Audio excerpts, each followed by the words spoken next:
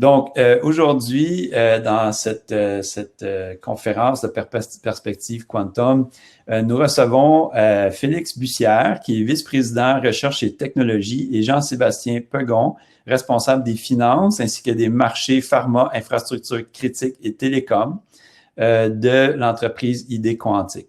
Donc, ID Quantique, comme je le disais, est un des pionniers dans le domaine, une des premières entreprises donc à offrir des produits à l'origine sur la sécurité des communications quantiques depuis une vingtaine d'années. Et Félix, ben, c'est une rencontre. Donc, Félix a fait ses études au Québec. Nous étions professeur Gilles Brassard et moi et Wolfgang Tittel aussi, co-directeur de sa thèse. Alors, ça fait plaisir de le voir venir pouvoir revenir au Québec virtuellement pour parler avec nous. Et sur ce, donc, je vais laisser la parole à Félix et Jean-Sébastien pour nous présenter ce qu'ils font chez ID Quantique. Félix? Oui, est-ce que tu m'entends bien, Nicolas? Très bien. OK, super. Donc, je vais démarrer tout ça de mon côté. Alors, je vois une multitude d'écrans qui apparaissent comme si j'étais dans un tunnel. Je ne sais pas si vous voyez la même chose, mais On a alors, est-ce que tu vois mon écran, Nicolas? Là, on voit bien la présentation. OK, excellent. Alors, je vais juste activer mon pointeur laser virtuel. Voilà. Alors, donc merci Nicolas pour l'introduction.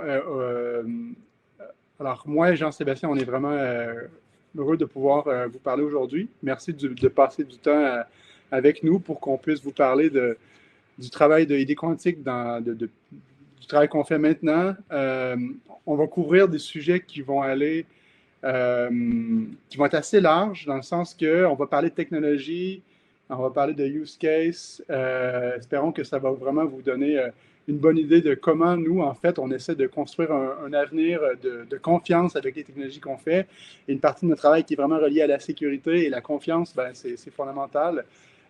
Et puis, on est actif avec différentes technologies, des technologies quantiques. Et peut-être vous allez voir, le quantique n'est pas très, très loin, en fait.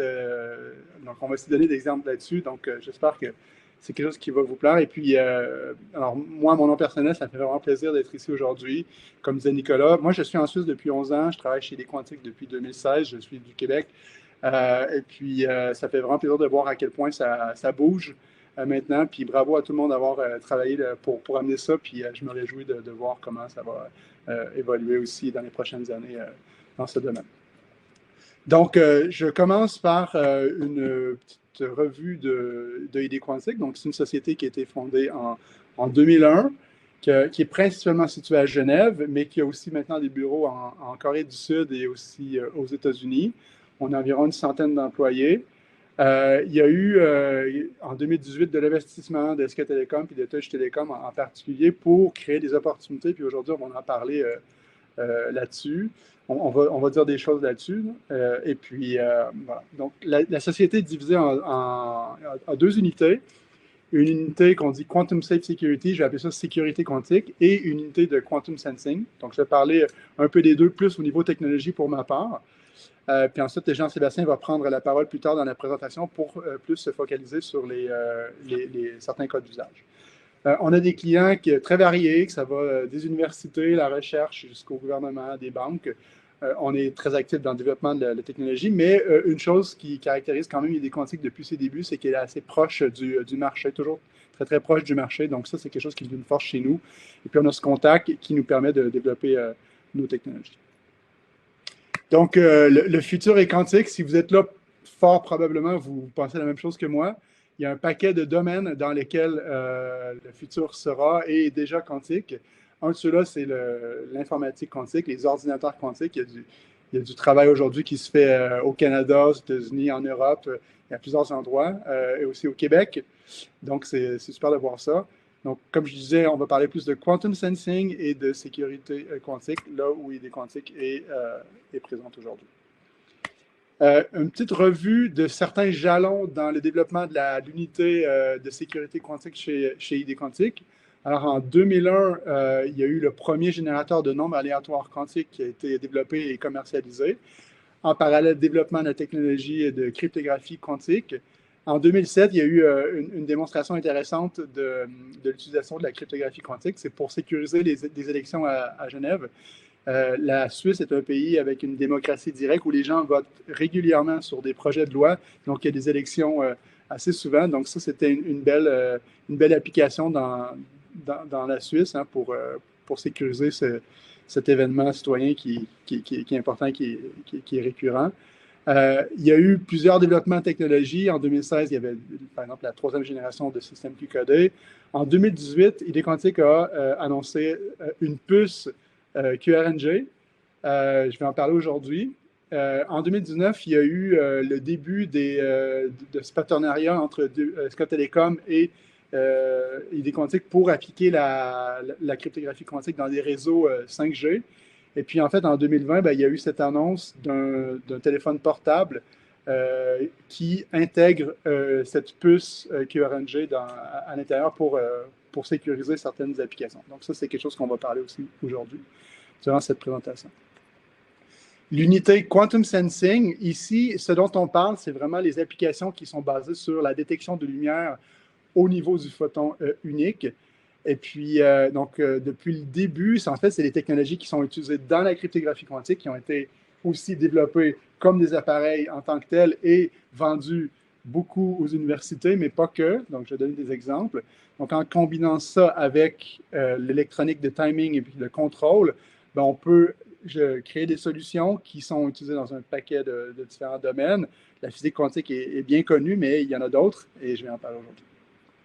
Donc, dans cette unité de Quantum Sensing, le but, c'est vraiment de donner, de permettre aux chercheurs et aux industries de faire progresser les frontières de la science qui utilise le photon un à la fois et ses applications.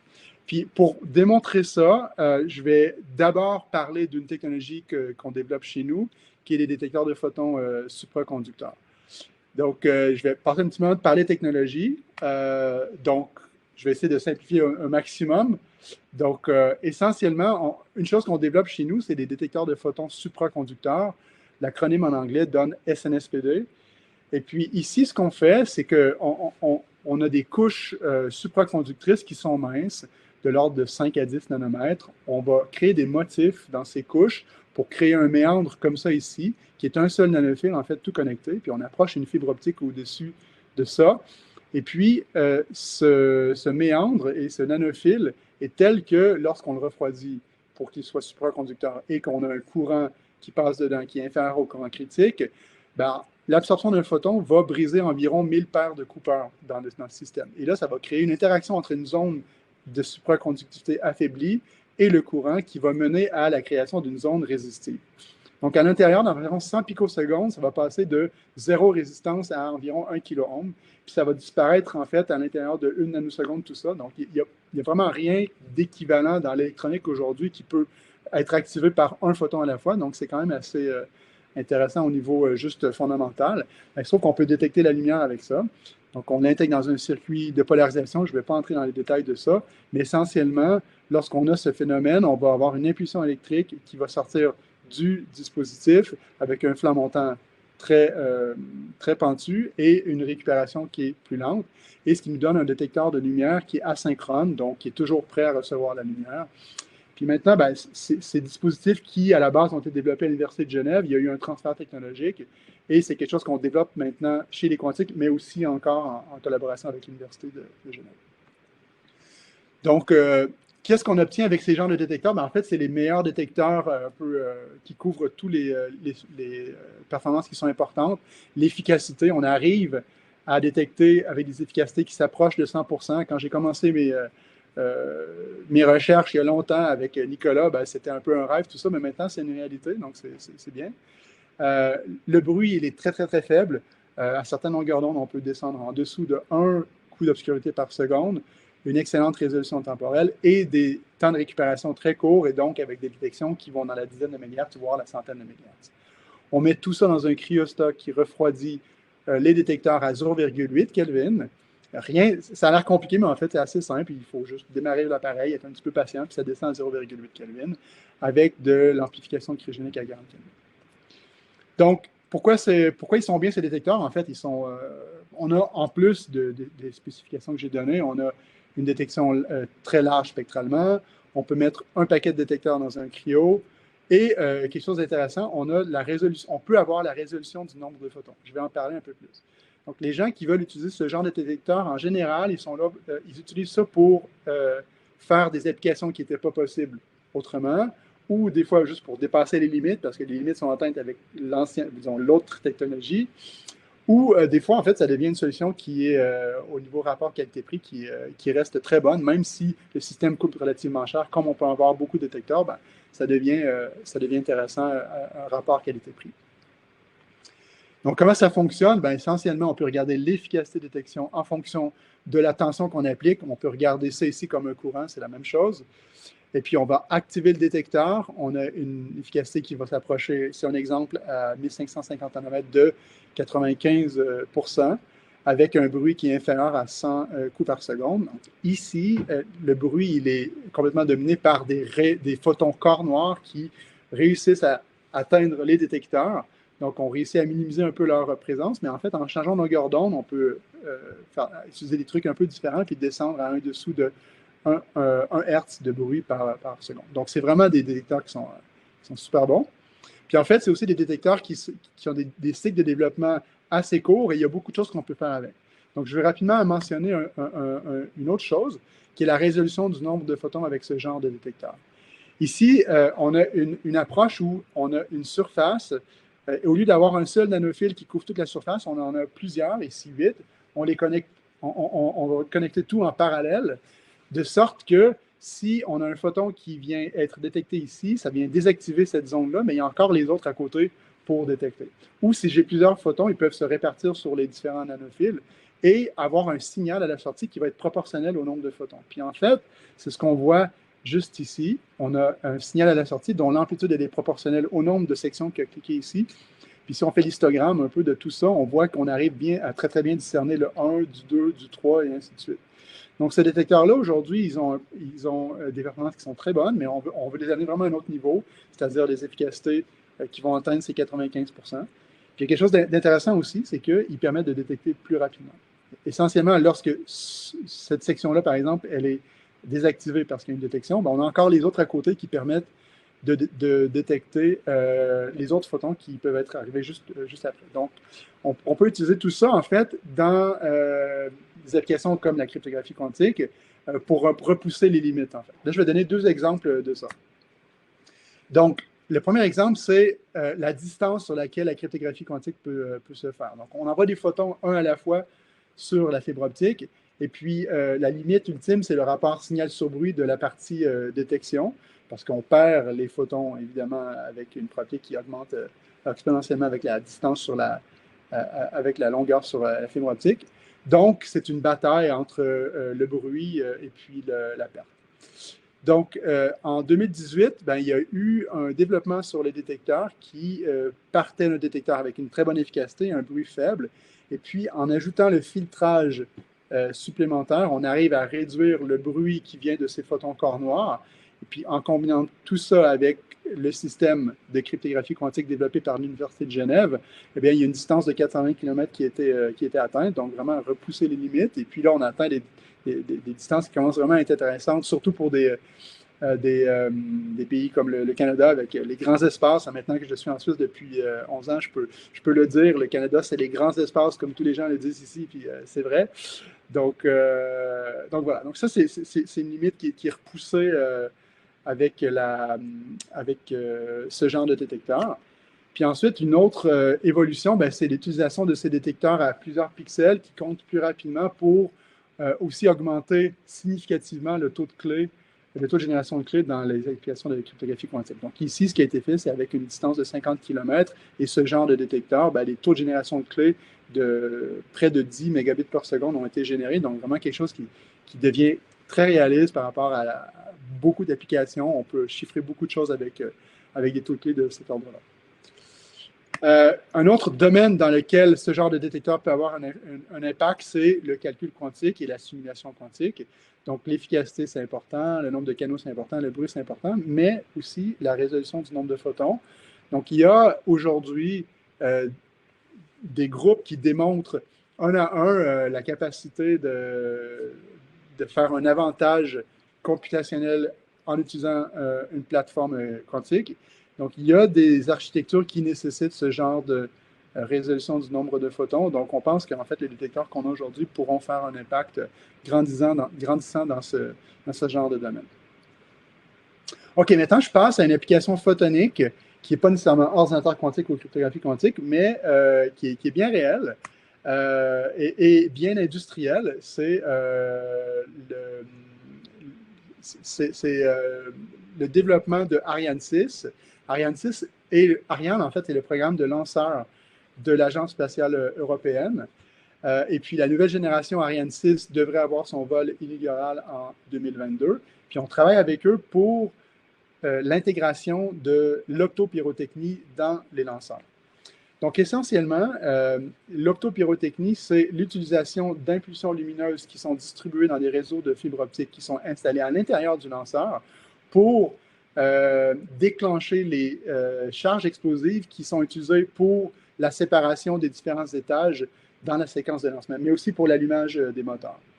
Puis en fait, la vérification de l'intégrité de ce réseau de fibres optiques doit être fait avec une technique de réflectométrie, l'OTDR.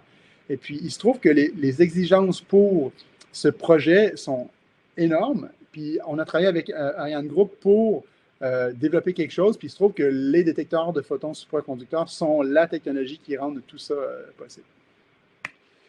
Donc, l'optopyrotechnie, c'est un système qui fait partie de l'avionique dans la séquence de lancement d'un lanceur. Et puis Ariane 6, c'est le premier lanceur qui utilise cette optopyrotechnie.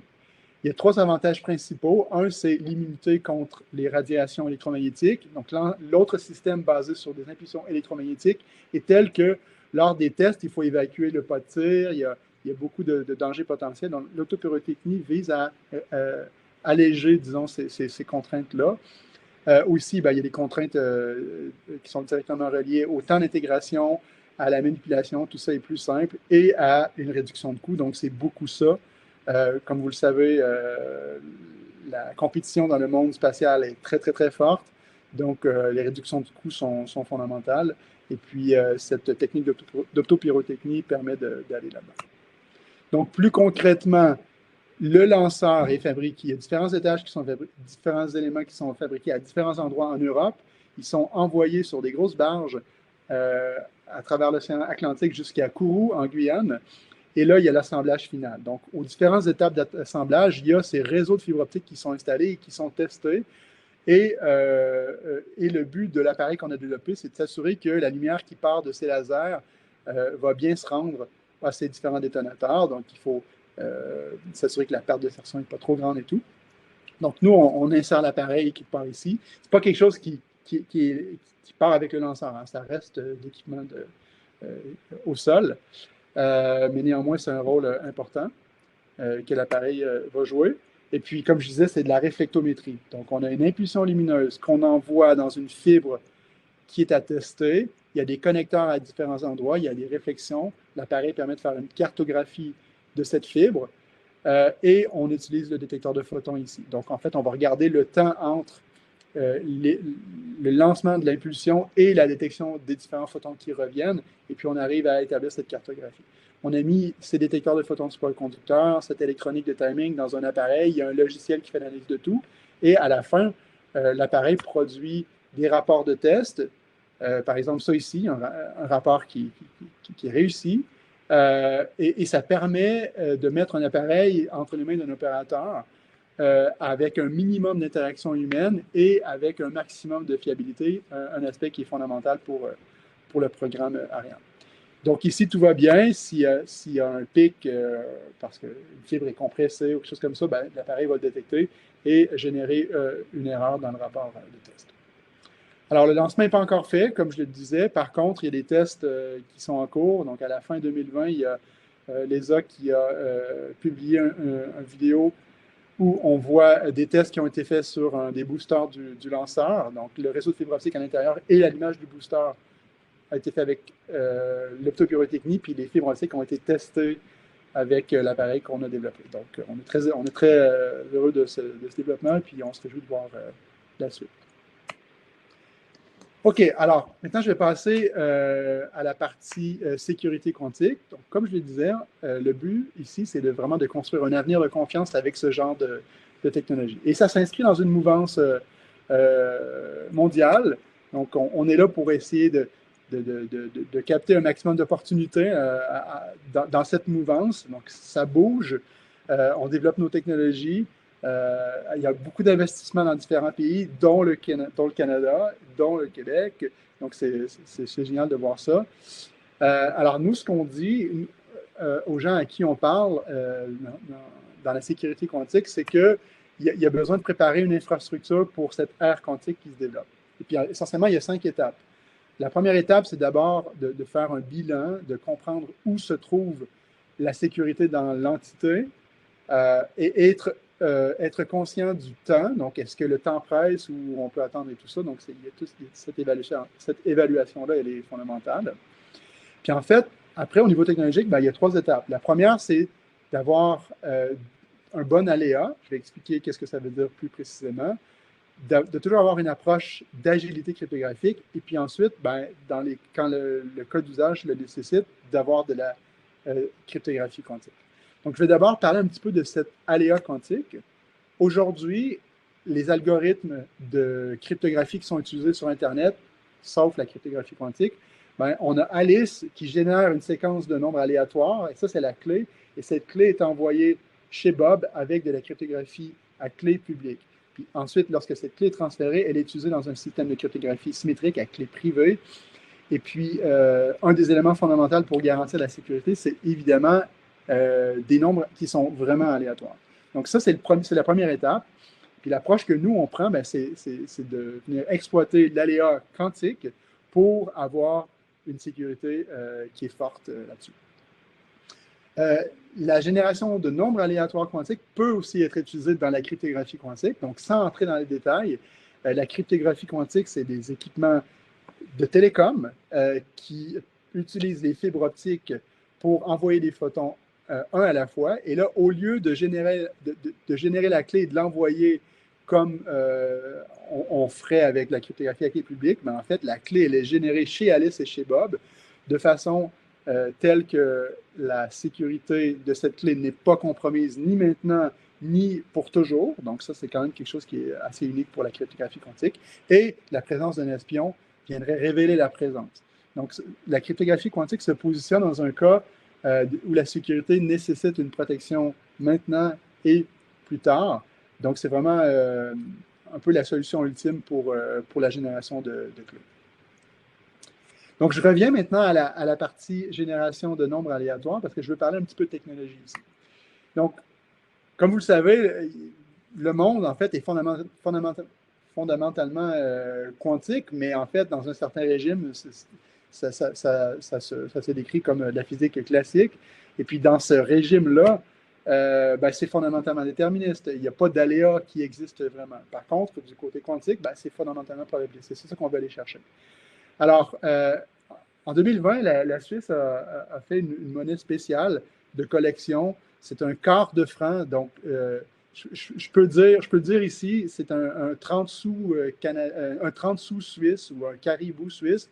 Alors, ils ont mis Albert Einstein, pas un caribou, mais bon, c'est une autre approche. Mais bon, ici, je le mets pour symboliser, en fait, tirer à pile ou face de façon non prédictible. Et puis, Einstein, aujourd'hui, ben, peut-être qu'il serait content ou pas content d'apprendre que finalement, ben, tout ça peut se faire avec la mécanique quantique d'une façon fondamentalement probabiliste. Puis c'est ça qu'on veut faire, c'est ça qu'on fait, nous, chez les quantiques. Alors, ces générateurs de nombres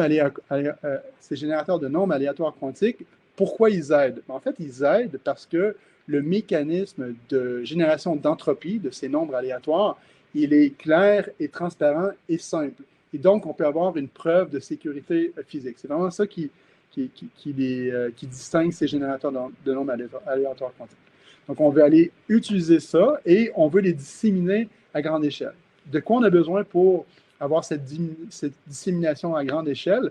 On a besoin d'avoir des coûts de production qui sont faibles pour les marchés de masse, donc quelque chose qui est compatible avec du CMOS, c'est fondamental, qui a une petite empreinte pour pouvoir l'intégrer dans des appareils mobiles, une faible consommation et une conformité à des standards de sécurité qui existent aujourd'hui. Et puis, c'est ce que ID Quantique fait avec cette puce QRNG. Donc, je vais parler plus en détail de comment ça fonctionne. Alors, l'idée de base, elle vient de cet article-là. Et puis, l'idée, c'était de réaliser que les téléphones portables qu'on utilise, ils ont déjà une partie de la technologie nécessaire pour aller chercher de l'aléa quantique. Ça, c'est quand même assez intéressant. Donc, cette technologie, c'est les caméras, en fait. C'est les capteurs CMOS qui sont utilisés dans les caméras aujourd'hui. Ces capteurs CMOS ont la capacité de voir, d'aller chercher de l'aléa qui vient de la lumière elle-même, cet aléa quantique qui vient de la lumière. Donc, chaque pixel sur une caméra, en fait, c'est un détecteur avec un amplificateur et un convertisseur analogue digital qui vient aller chercher l'aléa qui est ici. Donc, j'entre un peu plus dans les détails. Si on illumine chacun de ces pixels avec une diode électroluminescente, tout ça peut se modéliser comme une source multimode thermale qui donne une distribution poissonienne à la fin. Et puis, on prend tout ça, on l'envoie dans un convertisseur analogue digital qui va nous sortir un nombre entre 0 et 2023 parce que c'est un convertisseur digital à 10 bits.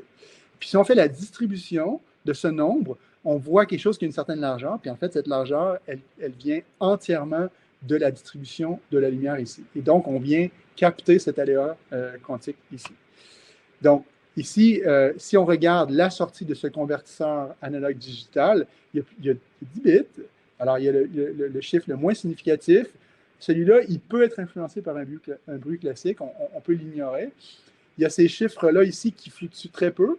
Et donc, il n'y a pas de variation. Mais ensuite, ces chiffres-là ici, c'est ceux qui varient le plus. Puis on peut montrer qu'on peut aller extraire environ 5,7 bits d'entropie là-dessus. Et pour faire ça, à la base, l'idée, c'était de sortir les chiffres et faire ce traitement à l'extérieur du téléphone avec un logiciel. En même temps, nous, on préférait faire tout ça dans le téléphone lui-même, si c'est possible. Et puis, en fait, il y a un truc qui est assez simple, c'est de ne garder que ces 2 bits ici. Okay? Donc, on peut juste faire un genre de filtrage. Donc, c'est ce que l'architecture de cette puce QRNG fait. On a une source lumineuse, un capteur CMOS, un convertisseur ADC et du filtrage pour ne garder que ces 2 bits-là pour aller capter cet aléa quantique ici. Et puis, essentiellement, ça correspond, donc, de ne garder que de ces 2 bits-là, ça correspond à diviser cette tranche-là en certaines cases. Et chaque case va générer 2 bits, soit 0, 0, 0, 1, 1, 0 ou 1, 1. Puis on se convainc assez facilement, juste en regardant que ça devrait être à peu près distribué de façon uniforme. Puis ensuite, on met tout ça dans un modèle. Donc, je ne vais pas entrer dans les détails. On peut écrire un modèle qui décrit tout ce qu'il y a là-dedans. Donc, je vais passer par-dessus ce transparent juste pour sauter les détails. Si vous avez des questions, ça va me faire plaisir de répondre. Mais je ne vais pas entrer dans les détails. Mais on peut faire un modèle et le comparer à la réalité. Et ce qu'on voit avec le modèle, c'est que l'entropie de chaque paire de bits qui sort, qui pourrait avoir un maximum de 2, donc l'entropie, c'est la mesure de l'entropie. La mine entropie ici, c'est la difficulté de prédire la sortie. Ben, en fait, on a au moins 1,95 sur 2. Donc, on a quelque chose qui est très solide. Et il n'est pas que solide. Donc, si la puissance lumineuse bouge un petit peu, en fait, ça reste la même chose. Donc, si on arrive à garder la lumière dans le bon intervalle, ben, on va sortir quelque chose qui est toujours là. Donc, on a réussi, en fait, à avoir un modèle qui est basé sur la physique et qui nous montre qu'on a du bon aléa quantique qui ressort de ce dispositif-là. Donc, si vous êtes intéressé à avoir un peu plus de détails, il y a aussi un papier qui est disponible sur l'archive. Là, ici, je parle au physicien directement. Et puis, on en parle un peu en détail de tout ça. Donc, tout ça, on a fait les tests d'entropie, les tests d'aléa. On a aussi... tout passe très bien. Et puis, on a aussi une certification pour les milieux automobiles aujourd'hui qui regarde le bon fonctionnement dans des conditions environnementales plus exigeantes. il y a beaucoup d'applications pour ce genre de dispositif. Et c'est maintenant que je vais donner la parole à Jean-Sébastien pour qu'il puisse vous donner quelques exemples. Merci Félix. Vous m'entendez correctement? Moi, je Oui, t'entends. merci bien. Je vais partager mon écran. Arrêtez le partage.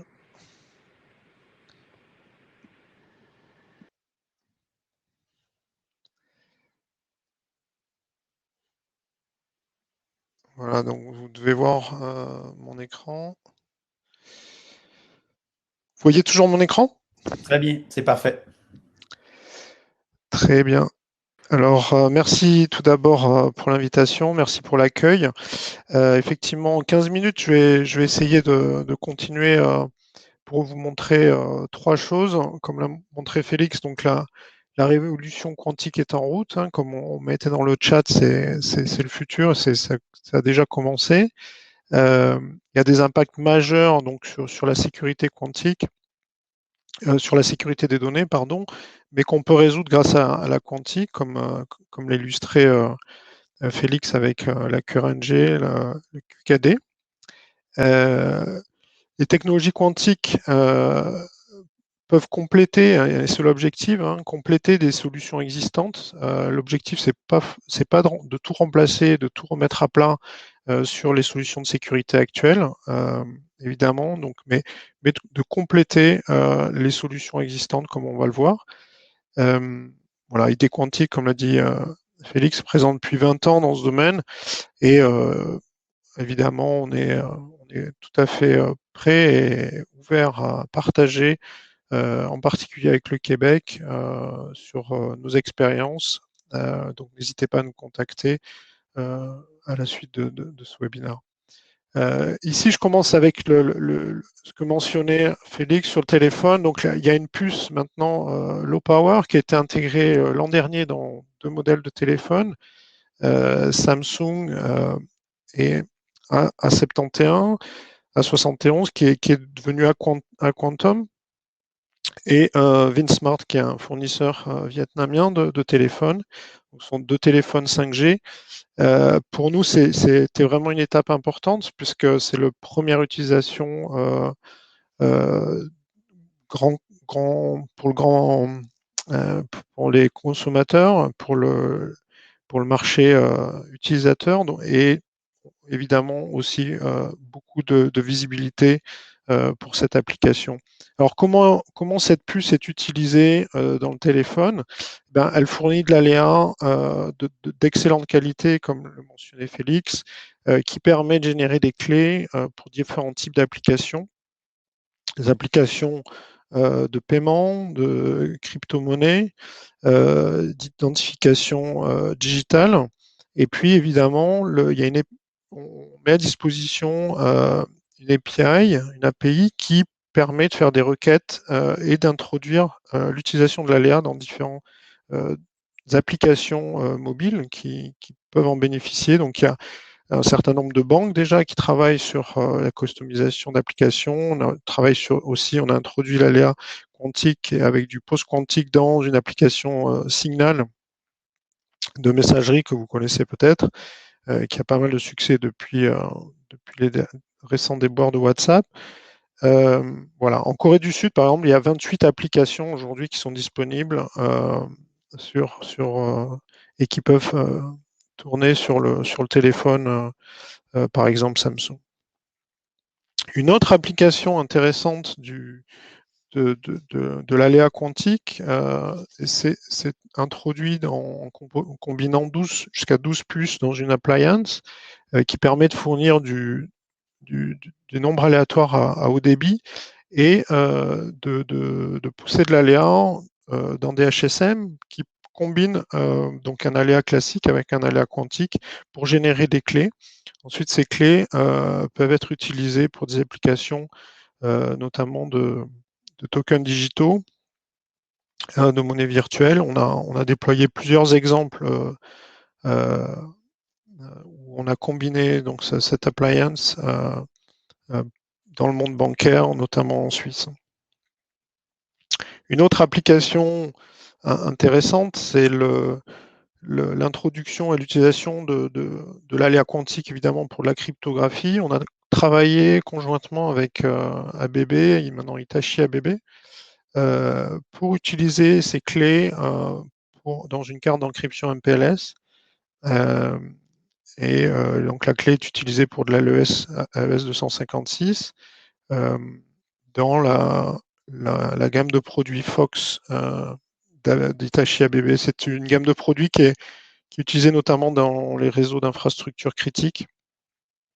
Et voilà, donc c'est des exemples concrets d'utilisation de la puce quantique. Il y en a d'autres que je vous montrerai. L'ordinateur quantique pose évidemment un nouveau problème dans le monde de la sécurité. Vous en avez parlé, je crois. J'ai participé à des webinaires et dans la communauté québécoise, c'est évidemment un sujet qui est suivi, l'évolution de l'ordinateur quantique, les principes. Donc, je ne vais pas rentrer dans les détails. Il y a énormément d'opportunités positives qui permettent d'accélérer tous les calculs probabilistiques en utilisant même de l'hybrid computing avec du quantum computing et classic computing, qui peuvent être utilisés dans la finance, qui commencent à être utilisés même dans la finance, la recherche, pharma ou l'intelligence artificielle. Et on travaille plus sur répondre à la menace de l'ordinateur sur l'impact sur la sécurité, puisque l'ordinateur quantique permet de tourner l'algorithme de Shor, qui est relativement récent, mais et heureusement les ordinateurs quantiques aujourd'hui sont a priori pas assez puissants pour le tourner, mais l'inconvénient c'est que des données qui seraient sauvées, encryptées aujourd'hui, pourraient être décryptées demain. Donc cet algorithme de Shor, il casse le principe de RSA qui est utilisé par RSA, qui est le principe d'utiliser la factorisation.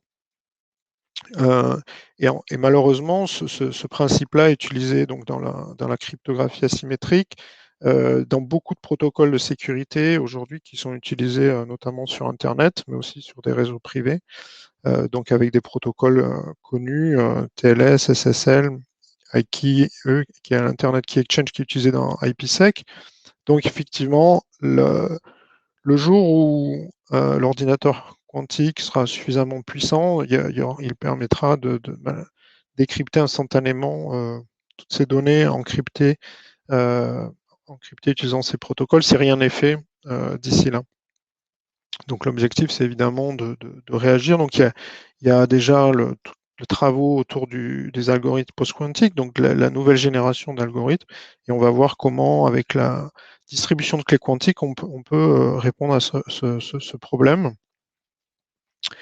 Donc l'autre algorithme dont on entend parler et qui peut être tourné par un ordinateur quantique, c'est l'algorithme de Grover. Et lui, heureusement, aujourd'hui, sur l'impact sur la cryptographie symétrique et notamment AES, c'est qui réduit la complexité et la sécurité par deux. Donc, grosso modo, il suffit entre guillemets, d'augmenter la taille des clés par deux. Donc, c'est pour ça qu'aujourd'hui, il est recommandé d'utiliser déjà AES 256. Et comme vous allez voir, nous, on combine la QKD avec AES 256 pour la partie encryption, et on fait la distribution de clés quantiques. Donc dans les data, c'est un exemple de connexion encryptée entre deux data centers, qui est une application aujourd'hui commune et classique de l'utilisation de la distribution de clés quantiques, de la QKD. Donc aujourd'hui, comment ça fonctionne par défaut? Les encrypteurs échangent des clés en utilisant RSA, et ensuite ces clés sont utilisées pour l'encryption AES. Donc l'objectif est de rajouter ce canal quantique avec nos équipements QKD, que je vais montrer dans le prochain transparent. Et donc eux assure la communication et l'échange de clés quantiques en parallèle des communications classiques. Et ensuite, la clé quantique est utilisée par l'encrypteur, combinée avec la clé RSA, par exemple, pour faire l'encryption.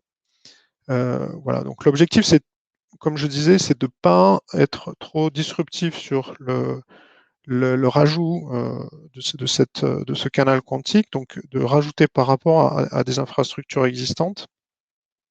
Et aujourd'hui, on a la chance, comme on va le voir sur ce slide, de pouvoir utiliser aussi une interface standardisée par l'ETSI pour cet échange de clés, parce qu'évidemment, il faut travailler avec les fournisseurs d'encryption, c'est-à-dire que si on veut s'interfacer avec des réseaux existants, il faut pouvoir injecter la clé quantique dans des équipements réseau. Donc là, par exemple, on avait travaillé avec Adva depuis quelques années et on a déployé l'an dernier à Genève pour la société électrique genevoise, qui est aussi opérateur télécom, qui a aussi des fibres optiques. On a combiné donc nos équipements QKD, le Cerberus 3, qui sont en charge de l'échange de clés, avec un lien classique 10 gigas sécurisé. Donc c'est utilisé par les SIG pour faire du data center interconnect et sécuriser des données sensibles entre data centers. On ne travaille pas uniquement avec Adva, donc évidemment, ça c'est un axe sur lequel on a beaucoup travaillé depuis 2 ans, c'est de pouvoir s'intégrer avec différents fournisseurs de solutions de réseau. Et donc, on peut combiner aujourd'hui la cryptographie quantique avec des technologies de niveau 1, 2, 3, donc avec différents protocoles qui ont été adaptés, notamment IPsec. Il y a une nouvelle RFC qui a été publiée l'an dernier pour injecter des clés quantiques ou des clés même en fait symétriques dans IPsec. Et donc on a travaillé avec Cisco et Fortinet notamment et Thales sur la partie IPsec. ABB, j'en ai parlé précédemment, donc ce sont les mêmes cartes qu'utilisent la puce quantique qui peuvent utiliser aussi les clés quantiques. Voilà, donc ça vous donne un ordre d'idée. L'objectif est de pouvoir faire aussi une approche sécurité multicouche dans un réseau une fois qu'on a des clés quantiques disponibles. En termes de topologie, on a commencé par du point-à-point, du data center interconnect, et puis on a développé un principe de trusted node qui permet d'étendre la distance entre 2 encrypteurs. Donc, c'est vrai que Félix mentionnait un cas où on a pu pousser les limites jusqu'à 420 km. En pratique, en production aujourd'hui, sur un réseau fibre classique, standard, déployé en utilisant des fibres télécom, on atteint classiquement 100 km en production. Donc, si on doit aller au-delà de 100 km, on utilise le même châssis qu'on a vu avant, le Cerberus 3, mais on met 2 cartes quantiques, une pour les 2 directions, et ce qui permet d'étendre les communications à des distances des multiples de 100 km. On supporte tout type de topologie réseau, puisqu'évidemment, il faut répliquer les topologies de réseau classiques, donc que ce soit topologie en étoile, en cercle, en multilien, multiconnecté, qui permet aussi d'offrir de la redondance entre les communications quantiques. Typiquement dans un design comme celui-ci, on peut avoir 2 chemins entre 2 encrypteurs donnés et on définit entre quels encrypteurs on souhaite échanger des clés quantiques et utiliser des clés quantiques. Donc ça, ça a été utilisé notamment dans le monde bancaire et financier. Et puis on a beaucoup travaillé avec SK Telecom aussi pour utiliser et améliorer la sécurité de leur réseau 5G grâce aux technologies quantiques. Donc, on utilise l'aléa quantique pour l'authentification des mobiles, puisqu'il y a un nombre aléatoire qui est échangé entre le mobile et le réseau cœur à chaque fois que le mobile s'authentifie. Donc là, on utilise l'aléa quantique pour améliorer l'aléa de ce nombre aléatoire qui est utilisé pour l'authentification. Et puis, sur le réseau fibre optique, le réseau de transport, on rajoute une couche d'encryption avec de la QKD. Et donc, ce qui permet de sécuriser les données critiques entre notamment sur le backbone. Donc, ça a été déployé entre le nord et le sud de la Corée avec des trusted nodes, comme je disais. Qui permet d'atteindre ici plus de 300 km avec des nœuds intermédiaires. On peut aussi sécuriser des liens particuliers, notamment pour une usine intelligente qui processe beaucoup de données vidéo qui sont traitées ensuite dans un edge computing data center. Et donc, il y a énormément de données sensibles qui sont connectées et qui transitent sur le last mile. Et donc là, le choix était de sécuriser un lien spécifique pour une entreprise intelligente. Au-delà de ça, de ces cas d'usage de 5G, il y a un gros programme en Corée du Sud de déployer un réseau de 2000 km en Corée pour adresser notamment les besoins de 48 organisations gouvernementales. Donc après la Chine, ce sera le réseau le plus important déployé à ce jour. Et ici, on collabore avec SK Broadband qui va fournir le service pour le gouvernement. En Europe, il y a un gros programme aussi pour lequel on fournit 16 paires QKD. Mais on est avec 38 partenaires, avec plus de 40 cas d'usage dans différents domaines. Et donc, il y a des testbeds quantiques, de réseaux quantiques qui sont déployés, notamment avec des opérateurs à Berlin, Madrid. Donc là, on a beaucoup de cas d'usage. Si vous souhaitez des détails, on peut partager des informations plus détaillées. Voilà, clairement, l'intérêt de la quantique, c'est de sécuriser des données qui ont une durée de vie et un intérêt long terme. Hein. Donc, nos clients ont souvent des données qui soient sécurisées pour 5 ans, 10 ans, 15 ans, 20 ans, 30 ans, mais qui sont dans des domaines assez variés. Évidemment, gouvernement, défense, mais aussi pharma, service provider, infrastructure critique. Donc ça, c'est une chance aussi de pouvoir travailler avec ces différents domaines qui ont des données sensibles à protéger. Voilà, donc c'était une introduction rapide. Je terminerai en disant que moi, je regardais rapidement, donc je vois qu'il y a le Québec est vraiment sur le bon chemin. Je pense que de construire une communauté et de partager les connaissances et l'expérience aussi. Donc nous, on est évidemment prêt à contribuer de manière privilégiée. Félix et effectivement connaît bien le Québec et va m'aider.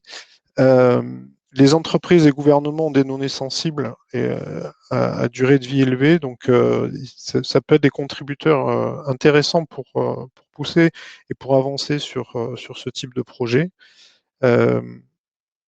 Et l'adoption de solutions de sécurité a commencé, mais c'est évidemment il y a encore un gros chemin à faire avec différentes approches. Bien sûr, la QRNG, la QKD ne suffisent pas. Il y a la partie crypto agility qu'on a mentionné.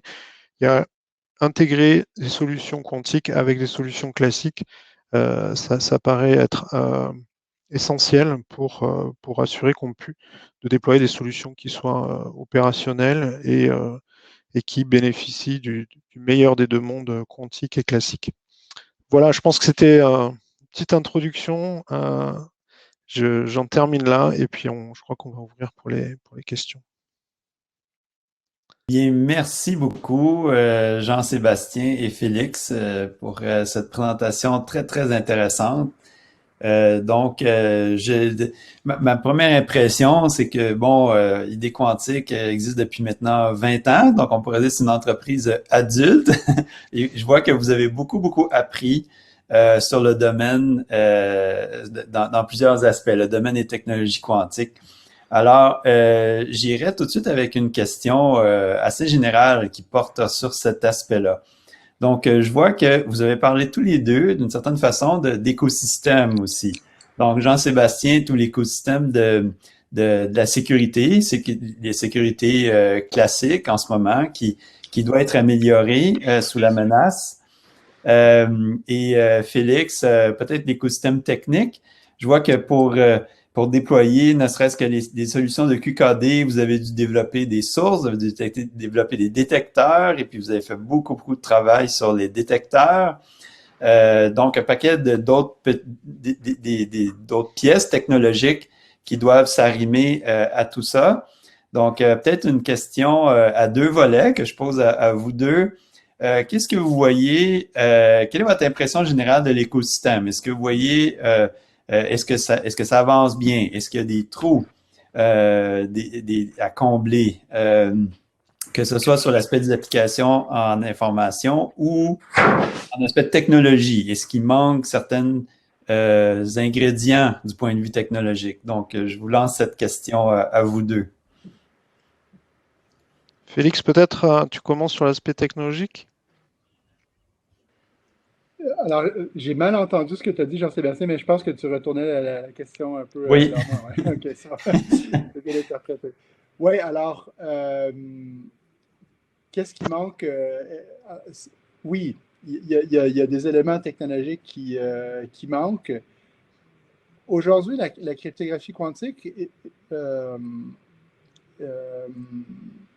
gagnerait beaucoup en compactification, en baisse de prix. Ça reste encore une technologie qui est assez chère, hein. Donc là, clairement, il y a une mouvance aujourd'hui de combiner les développements dans l'intégration photonique pour appliquer ça aux ordinateurs quantiques, mais aussi à la cryptographie quantique. Puis là, la technologie, elle est là aujourd'hui. C'est une combinaison de technologie puis de la croissance des marchés qui font que ça va finir par fonctionner. Donc là, il y a vraiment quelque chose à faire. Ça, c'est vraiment le futur, je pense, des systèmes de cryptographie quantique, au fur et à mesure que le marché croît, hein, depuis longtemps, puis il va continuer de croître, puis quand ça va se mettre ensemble, tout ça, ben, ça va vraiment évoluer. Tout à fait. Donc Par contre, en QRNG, comme on l'a vu, là, par contre, la miniaturisation était faite avec l'introduction dans le téléphone. Et là, ce qui manque plus de ce côté-là, c'est les usages, en fait, évidemment. C'est qu'une fois qu'on a l'aléa quantique dans le téléphone, il y a tout l'impact sur la partie software, les applications. Donc là, il faut travailler aussi avec les développeurs qui proposent, qui vont implémenter l'utilisation de l'aléa. Donc ça c'est un aspect. Et puis évidemment là pour la partie QKD, c'est une complexité supplémentaire. Il y a quand même l'impact infrastructure, hein, il faut pas le nier. Donc c'est une solution premium qui nous paraît être raisonnable de combiner avec des solutions de crypto soit classiques, soit post-quantiques. Voilà, donc on travaille sur la miniaturisation. On a aujourd'hui un modèle 6 units, donc c'est conséquent. Donc on travaille pour réduire la taille. L'ultime, c'est de intégrer au moins la partie émetteur dans un SFP qui peut être après introduit dans un équipement télécom classique. Ça serait l'idéal pour qu'en fait ce soit considéré la partie qui est une partie communication classique et une partie communication quantique pour la partie échange de clés. Je sais pas, Félix, si tu veux rajouter peut-être quelque chose. Non, mais tout à fait. Non, je pense que tu as bien résumé comment ça, une des directions possibles et puis comment ça serait bien qui serait bien en fait pour le développement de ces technologies. Oui, et puis Félix, tu mentionnais en fait que dans le fond, les technologies existent. Et puis là, on est rendu à une étape de besoin de miniaturisation, réduction de coûts. Donc, est-ce qu'on pourrait dire que c'est une forme de maturation aussi, d'un changement d'étape là, des technologies quantiques? On est en train vraiment de passer d'un environnement recherche où là, il y a besoin de prendre tout ce qui a été appris et de pousser là, dans de l'aspect d'implémentation, du développement de produits. On est rendu à cette étape-là maintenant?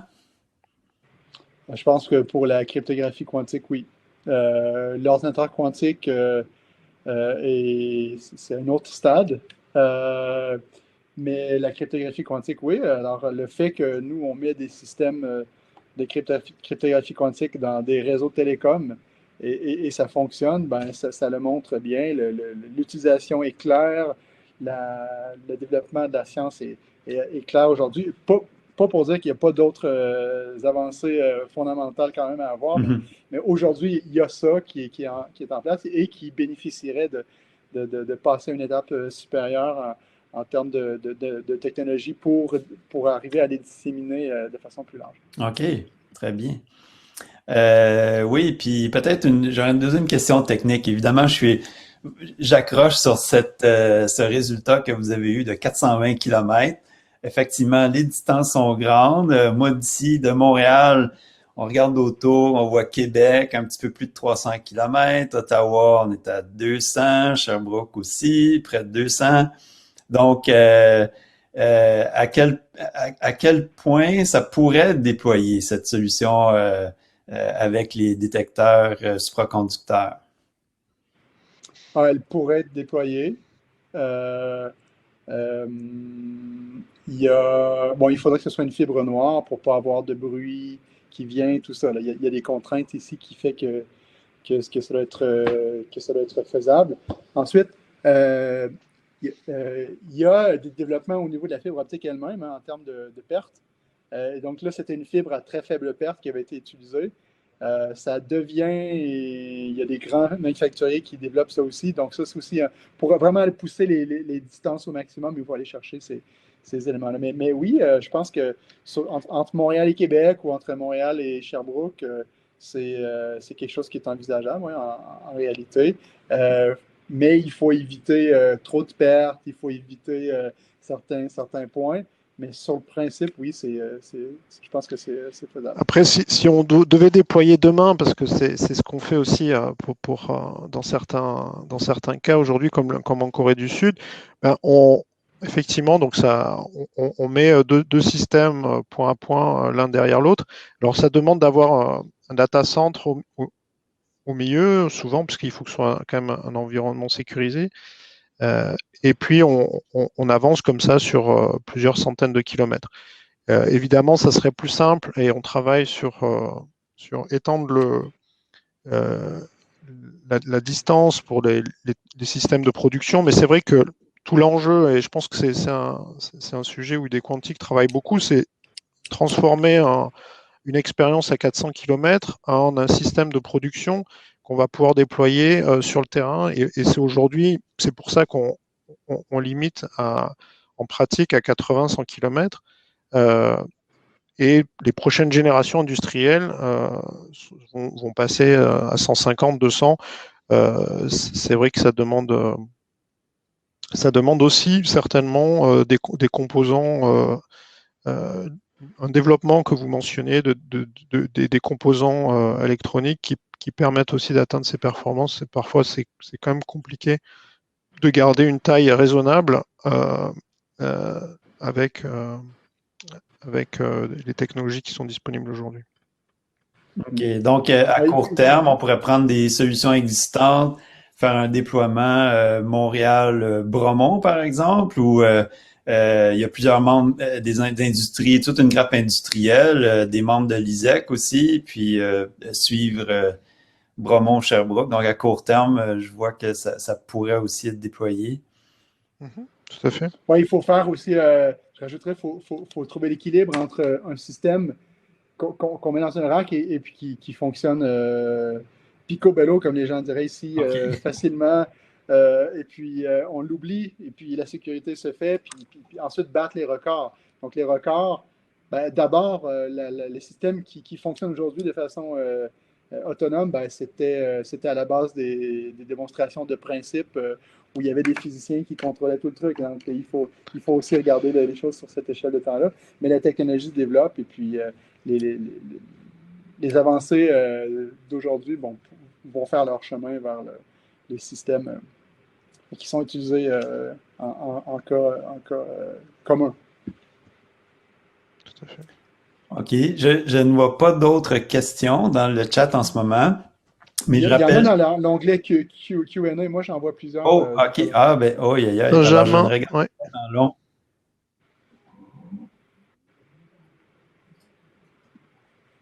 Je ne vois pas dans ma liste. Alors, si vous les voyez, je vous laisse plonger. Ah, Q&A, oui. Oui, bien sûr. Ah oui, OK, je vois. Bon, on a, oui, des perspectives sur les répéteurs quantiques. Ça va être une question pour toi, je crois, Félix. Ouais, ben, je vais l'apprendre avec plaisir. Ouais. Alors, j'ai travaillé sur les répéteurs quantiques. Hein, donc, c'est les répéteurs quantiques, pour ceux qui ne savent pas ce que c'est une façon d'étendre en fait la distance sur laquelle on peut faire de l'échange d'informations quantiques. On voit que avec la bonne technologie, avec certains composants qui sont encore en développement, comme les mémoires quantiques, les sources photoniques et tout, avec quand même beaucoup d'exigences qui sont trop élevées aujourd'hui par rapport à ce qu'on peut faire, on arriverait à parcourir des distances potentiellement intercontinentales. Donc, quelles sont les perspectives? Alors, ce ne sera pas dans 2 ans, ce ne sera pas dans 3 ans non plus, ce ne sera pas dans 4 ans non plus. Par contre, je ne sais pas dans combien d'années ça va être, mais c'est quelque chose qui va finir par exister. Il y a aujourd'hui une mouvance, si je prends l'exemple de l'Europe, où les gens sont au point où il y a des systèmes qui vont être déployés pour les utiliser un peu comme les entreprises dans le calcul quantique mettent des systèmes à disposition pour faire des tests beds et tout ça. Ça commence à arriver pour les répéteurs quantiques. Signe que les technologies évoluent très, très bien. Donc là, il y a du travail à faire là-dessus. Quand est-ce que ça va être une réalité? Là, je ne saurais pas le dire, mais je pense que c'est quelque chose qui va donner une réalité euh, à un moment pour la distribution d'informations quantiques. Fait que tout comme on peut penser que dans 10 ans, ou on ne sait pas le nombre d'années, il y aura des ordinateurs quantiques, éventuellement, on aura aussi un Internet quantique avec des répéteurs puis à très grande distance. Tout à fait, tout à fait. OK. Ensuite, il y avait une question aussi sur le potentiel des matériaux supraconducteurs à haute température pour pouvoir développer la technologie des détecteurs à des températures bon, moins de défis. Moins de défis. Alors, c'est une très bonne question. Il y a des travaux. Il n'existe pas de détecteur de photons unique avec des matériaux supra haute température, style 50 Kelvin ou plus aujourd'hui. Par contre, il y a des recherches. Il y a des gens qui travaillent là-dessus. C'est vraiment un gros défi. Euh, il y a des raisons de penser que ça pourrait fonctionner, d'autres que peut-être pas. Donc, il n'y a pas de réponse encore. Peut-être que ça va venir. Il y a des gens qui l'ont fait avec le MGB2, qui est un peu intermédiaire. Euh, et puis, là, ça fonctionne à quelques Kelvin. Même si la température critique est beaucoup plus élevée, ça fonctionne à peu près à quelques Kelvin, mais on n'est pas encore à 10 Kelvin. Parce qu'à 10 Kelvin, ça serait déjà très bien. Ça serait déjà beaucoup plus simple que 0,8. Ça coûterait moins cher. C'est pas encore là, mais ça ne m'étonnerait pas que le MGV2 puisse y arriver dans un avenir rapproché. Il y a une question aussi sur qu'est-ce qui limite la résolution temporelle des détecteurs. C'est une combinaison d'électronique et de la physique du détecteur lui-même. Donc, si je comprends bien, le détecteur, de façon qu'il fonctionne, bon, il y a une élévation de température qui fait passer au-dessus de la température de supraconductivité. Ensuite, il faut une diffusion de la chaleur. Donc, une partie de la récupération, c'est la chaleur du photon qui diffuse. Oui. Ouais. Ben, alors, la résolution temporelle, c'est à quel point le processus de formation de ce hotspot, de cette résistance, est rapide et précis.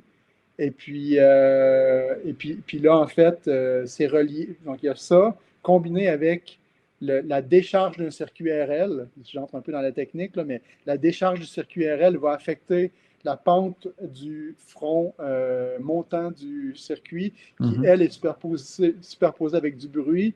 Et puis, la combinaison des deux va influencer la résolution temporelle. Ensuite, on peut faire des détecteurs qui sont dédiés à minimiser ça, mais qui ne sont pas bons pour détecter avec une très bonne efficacité. Et puis là, les valeurs qui ont été réussies là-dessus, c'est 2,7 picosecondes.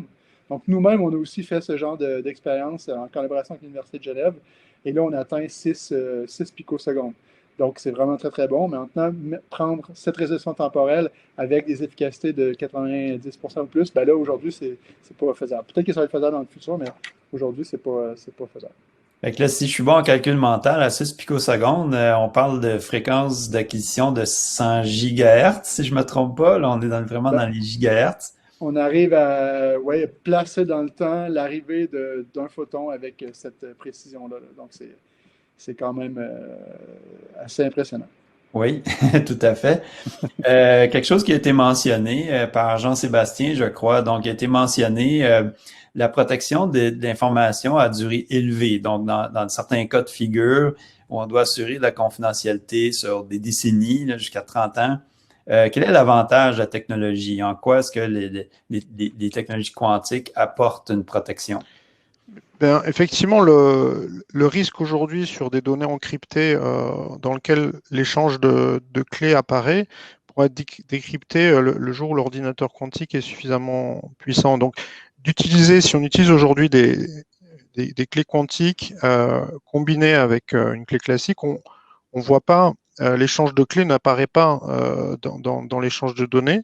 Donc, même si on sauve des données cryptées, on n'arrivera pas à casser l'échange de clés qui se fait de manière quantique en parallèle de l'échange de clés classique. Donc, c'est pour ça que même si le risque aujourd'hui sur des données qui ont une durée de vie de, je dirais, quelques semaines, il est très faible. Enfin, il y a effectivement le risque classique de se faire hacker, qui est évidemment très présent. Mais l'intérêt de la quantique est limité aujourd'hui puisqu'il n'y a pas d'ordinateur quantique suffisamment puissant. Par contre, pour ces données sensibles qui ont une durée de vie de 10 ans, 20 ans, 30 ans, si elles sont aujourd'hui stockées quelque part, le seul moyen, en tout cas qui est garanti par la confidentialité quantique, c'est d'utiliser des clés quantiques en combiné. Alors aujourd'hui, c'est souvent combiné avec des clés classiques, mais il faudrait avoir à la fois la clé classique et la clé quantique pour décrypter. Donc, à moins de se faire hacker aujourd'hui la clé quantique, ce qui est quand même, il y a des tests d'attaque quantique qui sont faits et on suit évidemment le sujet de près, mais il n'y a pas de méthode prouvée pour pouvoir hacker un canal quantique aujourd'hui. Donc c'est effectivement l'intérêt essentiel, c'est d'utiliser ces clés pour des données qui ont une durée de vie élevée. Je ne sais pas si Félix, tu veux rajouter quelque chose? Non, je pense que tu as très bien, très bien Ben, répondu.